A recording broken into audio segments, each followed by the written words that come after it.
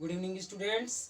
आज हम आप सभी के सामने मैथ सब्जेक्ट में अलजेब्रा का नया चैप्टर लेकर आए हैं। सभी बच्चे हमारे इस वीडियो को बड़े ध्यान से देखेंगे और हमारे इस वीडियो का पूरा लाभ उठाएंगे। यह हमारा वीडियो 6, 7, 8 के बच्चों के लिए है। तो सबसे पहले आज हम मैथ सब्जेक्ट में अलजेब्रा के बारे में बताएंगे। तो अलजेब्रा में हमें ये जानना है अलजेब्रा का मतलब क्या होता है। क्या होता है अलजेब्रा? अलजेब्रा का हिंदी में मतलब है बीज गणित।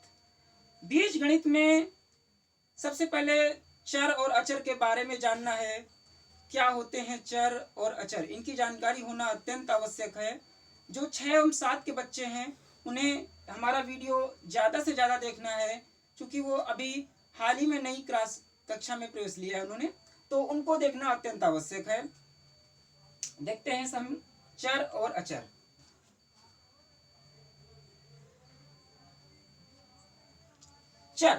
चर वे अंग्रेजी के लेटर होते हैं जो जैसे ए बी सी डी, या संख्याएं भी चर के साथ गुणे में हो सकती हैं। देखते हैं हम ए बी सी डी इस प्रकार से, और इनके साथ यदि संख्याएं भी गुणे में हों, देखिए इस प्रकार से 2a, 2b, 4c, 5z, ये सब हमारे चर कहलाते हैं। ये सब क्या हैं? चर हैं। तो हमने चर के बारे में जान लिया। चर अंग्रेजी के लेटर हो सकते हैं और इनके साथ संख्याएं भी गुणे में हो सकती हैं। अब हम अचर के बारे में जानेंगे। अचर क्या होते हैं?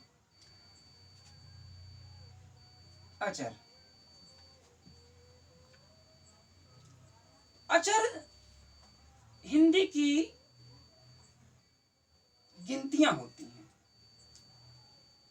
या हिंदी की गिनतियां जैसे 2, 3, 4, 5, 6 एंड सो ऑन, इस प्रकार से। तो ये हमारे अचर हो गए। जो अंग्रेजी के लेटर हैं वो चर हैं और ये अचर हैं। अब हम ये जानेंगे ये चर और अचर एक व्यंजक में भी हो सकते हैं। ये व्यंजक क्या होता है? जब दो पदों को व्यंजक क्या होता है? कैसे क्या होता है व्यंजक? जब दो या दो से अधिक पदों को एक क्रमबद्ध रूप में लिख दिया जाए तो वह एक व्यंजक बन जाता है। जिस प्रकार देखते हैं, इस प्रकार जैसे 2a plus 3b plus 4c minus 5z, ये हमारा एक व्यंजक हो सकता है। ये एक व्यंजक लिखा हुआ है। तो इसमें और भी पद हो सकते हैं। तो ये हमने आपको बताया कि चर और अचर क्या होते हैं, व्यंजक क्या होता है। अब हमारे बच्चे ये जानेंगे कि चर और अचर हो गया, व्यंजक हो गया, उसके बाद आ जाता है सजातीय और विजातीय पद। क्या होते हैं सजातीय, क्या होते हैं विजातीय? सजातीय पद किन्हें कहते हैं?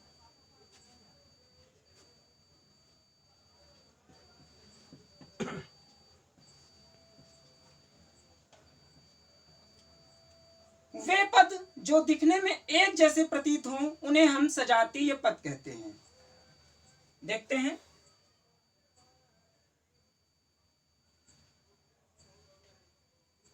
2a, 5a,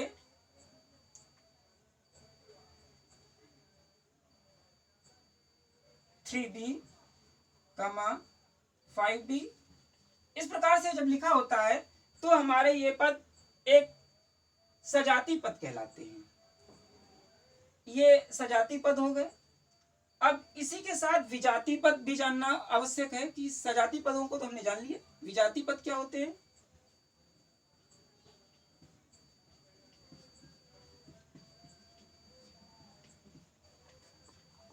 विजातीय पद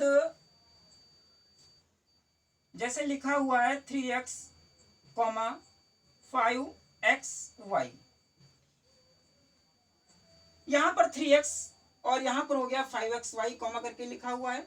तो यहां पर x है 3 के साथ जो है x गुणे में है, और यहां पर 5 के साथ x और y दो पद गुणे में हो गए, दो लेटर गुणे में हो गए। तो यहाँ ये जो है विजातीय पद कहलाएगा। ये हमारा सजातीय पद हो गया और ये विजातीय पद कहलाएगा। इसके साथ साथ हमें ये भी जानना होता है कि घातें क्या होती हैं, किन्हें हम घातें कहते हैं। घातें जब किसी पद के ऊपर, जैसे घात, जैसे लिखा हुआ है 2a, 2a लिखा हुआ है, और इस 2a के ऊपर, a के ऊपर जैसे लिख दिया गया 2 लिख दिया गया, तो इसको हम पढ़ेंगे 2a की घात 2 हिंदी में, या 2a स्क्वायर, 2a स्क्वायर। घात को, वर्ग को अंग्रेजी में स्क्वायर कहते हैं, तो ये 2a स्क्वायर हो गया। और कॉमा करके 5b स्क्वायर ऐसे भी लिख सकते हैं। तो ये घातें हैं। घातें और भी ज्यादा हो सकती हैं, जैसे लिख दिया गया 7c की पावर 3, पावर भी बोल सकते हैं, घात को पावर भी बोल देते हैं। और ये 7c की घात 3 या 7c की पावर 3, या इसे क्यूब भी पढ़ते हैं, क्यूब भी इसे पढ़ा जाता है। 7c cube, 7c cube, 7c की घात 3। तो सजातीय पद हो गए, विजातीय पद हो गए। घात के बारे में हमने जान लिया, घातें क्या होती हैं। इसके बाद हम ये जानेंगे कि हमारा व्यंजक एक पदी है, द्विपदी है या त्रिपदी है। ये हम कैसे जानेंगे। जैसे कोई व्यंजक लिखा हुआ है,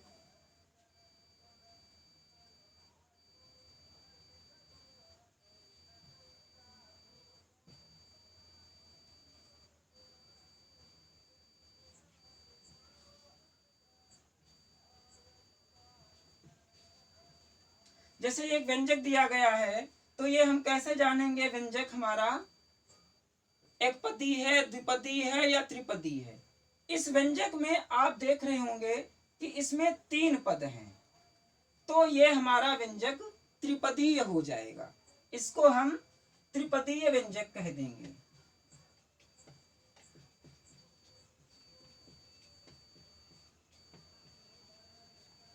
ये हमारा त्रिपदीय व्यंजक हो गया।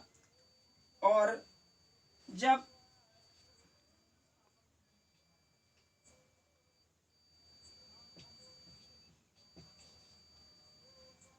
आप इसमें देख रहे हैं कि यहां पर 2 ही पद हैं, तो ये हमारा द्विपदीय व्यंजक हो जाएगा।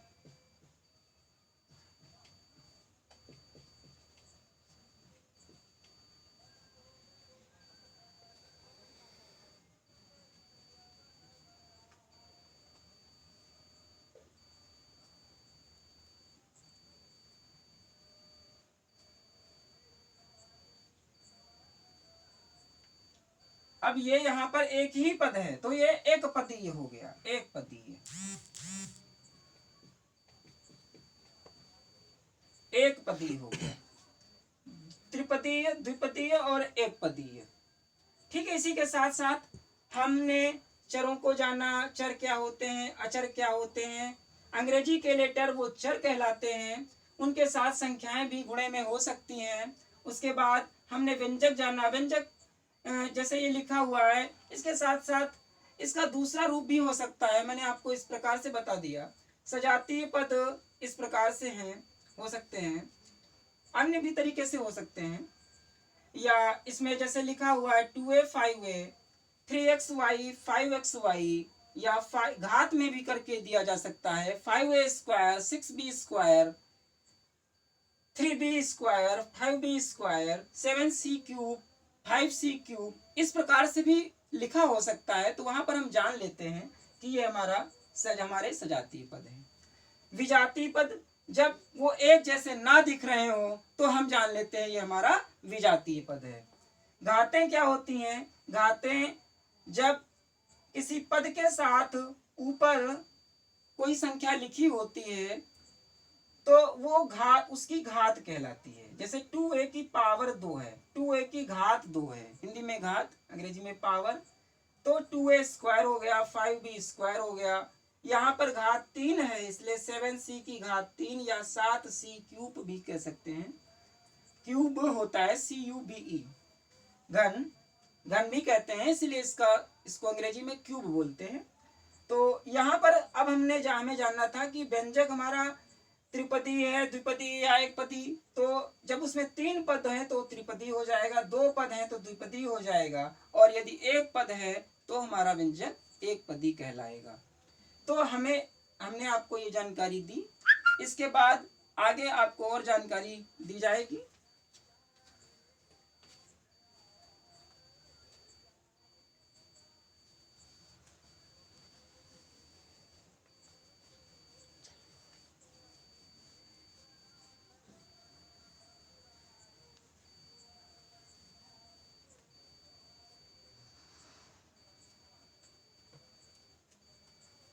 जैसे अभी व्यंजकों को जोड़ना हो, आपस में घटाना हो, तो वो हम कैसे करेंगे?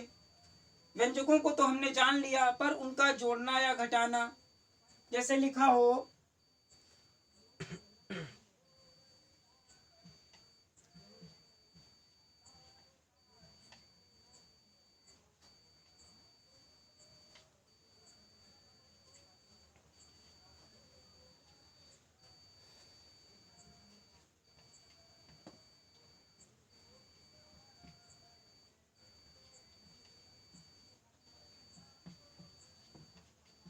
जैसे कोई व्यंजक इस प्रकार से दिया है, इधर इतना लिखा है, कॉमा करके अगला व्यंजक उधर दिया है, तो हम कैसे इसको जोड़ेंगे? तो यहाँ पर एक काम करते हैं, जो सजाती पद हैं उनको हम एक पास लिख लेते हैं।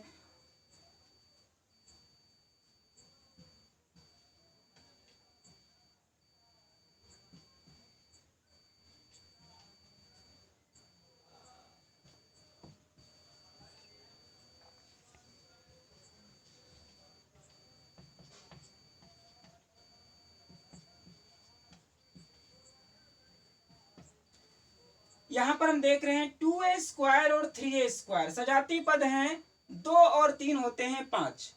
तो इन्हीं के साथ गुणे में स्क्वायर है, तो 2a² 3a² जोड़ देंगे तो हमारा हो जाएगा 5a² यानी 5a²।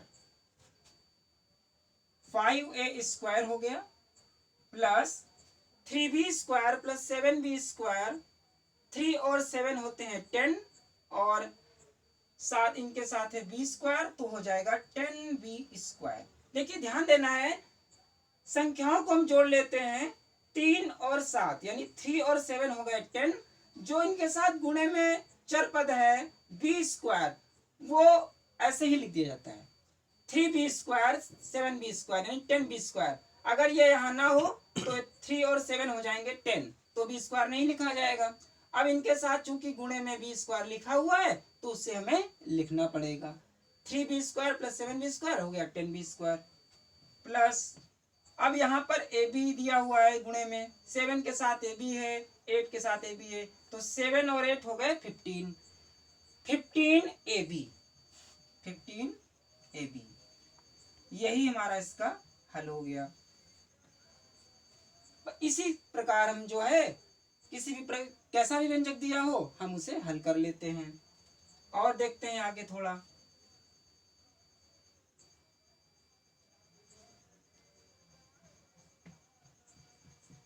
जैसे एक और व्यंजक दिया हो, मान लीजिए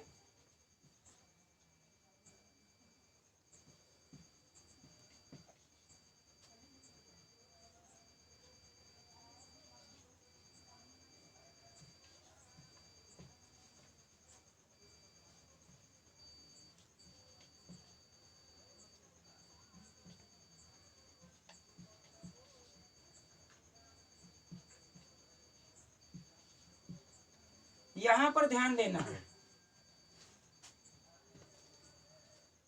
एक्स स्क्वायर वाले पद एक पास, एक्स वाई वाले पद एक पास कर लेंगे और वाई स्क्वायर वाले पद हम एक पास कर लेंगे। तो 3x², यहां पर इसको हमें चूंकि हमें जोड़ना है तो प्लस, और चूंकि ये संख्या -7x² है तो प्लस और माइनस माइनस होता है गुणे में, तो प्लस माइनस माइनस हो जाएगा, इसलिए 3x² यहां पर हम -7x² ऐसे लिखेंगे। उसके बाद एक्स वाई वाला पद -5xy और +6xy, इसे हम किनारे भी लिख सकते थे। 8y² वाला पद x² के साथ में भी लिखा जा सकता है। हमने पहले यहाँ पर xy वाला पद लिख दिया है, तो इसमें भ्रमित होने की आवश्यकता नहीं है। उसे बीच में भी लिखा जा सकता है और किनारे भी ले जाया जा सकता है, परंतु xy वाले पद एक पास ही रहेंगे, y² वाले एक पास ही रहेंगे, x² वाले एक पास ही रहेंगे।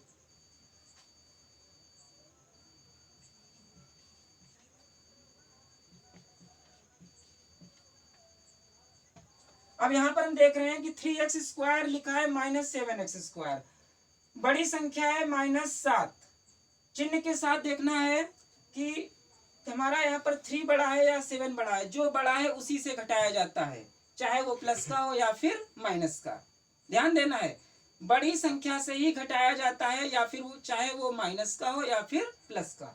तो यहाँ पर माइनस के 7 बड़े हैं, प्लस के 3 छोटे हैं, तो माइनस के 7 में से प्लस का 3 चला जाएगा, बचेगा -4x², -4x²। और यहाँ पर ध्यान देना है, देखिए यहाँ पर लिखा है -5xy + 6xy, तो प्लस का 6xy बड़ा है, माइनस का 5xy छोटा है, इसलिए 6xy में से 5xy निकल जाएगा, तो केवल एक xy बचेगा, वो भी प्लस का। और सभी बच्चे जानते हैं कि इनटू में कभी 1 नहीं लिखा जाता है, तो केवल ऐसे ही लिख दिया जाएगा xy। 6xy में से 5xy निकल गया, 6xy में से 5xy निकल गया, xy बचा, यानी 6xy में से 5xy निकल गया तो xy बचा। प्लस यहाँ पर देखते हैं माइनस का 8y² लिखा है, प्लस 9y² लिखा है। 9y² प्लस का बड़ा है, -8y² छोटा है। 9 संख्या बड़ी है प्लस की, यहाँ पर 8 माइनस की छोटी है, यानी 9 बड़ा है 8 छोटा है, तो 9 में से 8 चला जाएगा 1, बचेगा 1, तो केवल बचेगा y²। यही इसका हल हो गया। तो यहाँ पर हमने देखा, हमने x² वाले पद यानी समझ लीजिए सजाती पद एक पास कर लिए और हमने जो है व्यंजक को आसानी से हल कर दिया। तो ये 6 एवं 7 के बच्चों के लिए हमारा वीडियो था। 8 के बच्चे जो हैं वो इसे जानते हैं, तो उनको हम थोड़ा सूत्र और बताए दे रहे हैं। जैसे कि आपको प्रसार करने के लिए बताया गया होगा, जैसे हमारा जो एक सूत्र जैसे है a² - b², तो ये स्क्वायर माइनस b² सूत्र जो है ये एक बार प्लस में खुलता है a + b, और एक बार होता है a - b। a² - b²,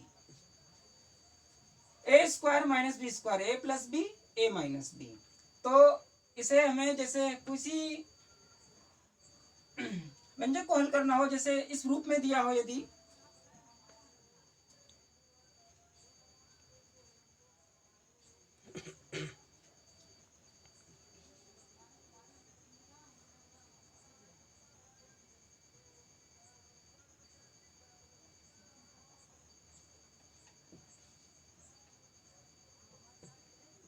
जैसे यहाँ पे लिखा है 9x² - 16y², तो यहाँ ऐसे हम लिख सकते हैं a बराबर हमारा 9 है और b बराबर 16 है। a बराबर 9, b बराबर 16। तो यहाँ पर हम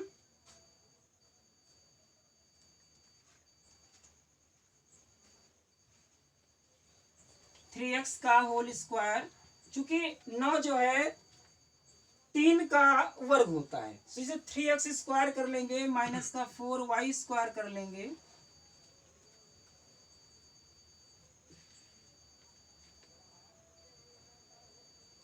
तो ये एक बार देखिए ध्यान से, यहाँ पर a square minus B square, और हमने यहाँ पर इसके साथ x और y लिख दिया है। तो इसमें भ्रमित नहीं होना है, चाहे वो a हो या फिर x हो, ए बी हो, एक्स वाई हो, वो रूप उसी प्रकार से है। तो 3x प्लस 4y, जैसे ये अभी मैंने यहाँ आपको सूत्र की सहायता से किया है, ये एक बार प्लस में खुलता है, यानी a बराबर हमारा क्या है 3x हो जाए और b बराबर 4y। तो यहाँ पर ये हो जाएगा 3x प्लस 4y, और एक ब्रैकेट में हो जाएगा 3x माइनस 4y। तो ये एक बार प्लस में खुला, एक बार माइनस में खुला। ये चीज पहले भी लिख सकते हैं, इसको उधर भी लिख सकते हैं, तो इसमें ध्यान देना है। तो इसको पहले भी लिख सकता है, बाद में भी लिख सकते हैं। तो हमारा ये वीडियो चल आप लोग देख रहे हैं,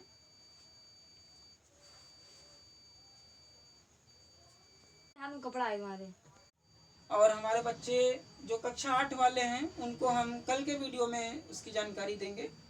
तब तक के लिए धन्यवाद, और हमारे सभी बच्चे हमारे इस वीडियो को लाइक और सब्सक्राइब जरूर करें। धन्यवाद।